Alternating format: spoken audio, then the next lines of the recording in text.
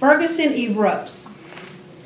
No charges, no indictments. This is the headlines of newspapers nationwide on the Michael Brown case. Now we will go to the JCSU community on their reactions.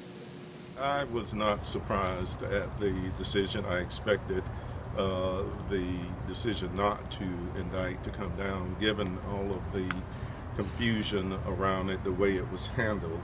I think it was just an easy way for the prosecutor to avoid having to deal with this himself and the politics surrounding his having to do it himself.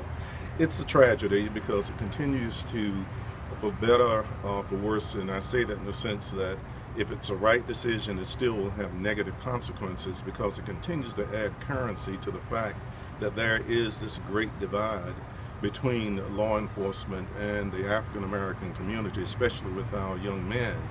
And if we're not careful, we're going to marginalize our African American men to the point, and this is very controversial, but this has been on my mind, to the point that they will actually be soft spots for terrorists in the Middle East to start recruiting them to do their bidding here in the country. And I'm trying to get people to understand we've got to look at the big picture and ask, what are we doing not only within community but state, the country, and the world? And I'm really concerned that we are creating our young men to be opportunities for terrorists to start recruiting them. And I do want people to go out. There's many rallies that are going to be held today at UNC Charlotte and also at Marshall Park at 6. So I want a lot of people to speak up for what they want so we can make a change, because racism does exist.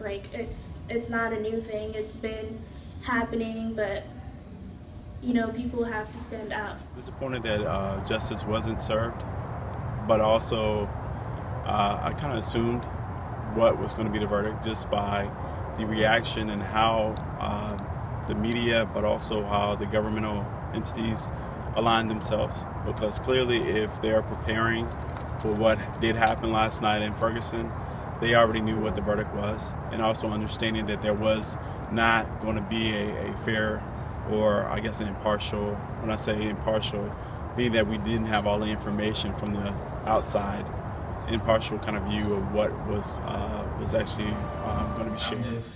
It breaks my heart to hear that this man will not see justice and that he will still be able to walk freely, think that he did the right thing when it wasn't. As a social worker and a social work educator, my profession is based in part on values, including one that respects and appreciates human diversity and human life, and also seeks to achieve social justice.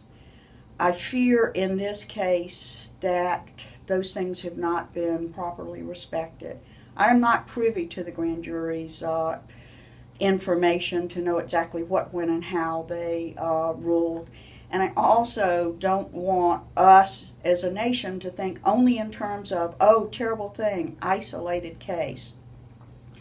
Everything that I have read, everything that I've studied throughout my career says that discrimination, oppression, and disempowerment of people based on race, gender, ethnicity, sexual orientation, and age is something that's a national problem, not just a Ferguson problem. I think we need to pull together across groups, across ages, across races, to strive for what, again, my profession considers to be central, to advocate for social justice on behalf not only of today's Michael Brown, but Michael Browns of the future.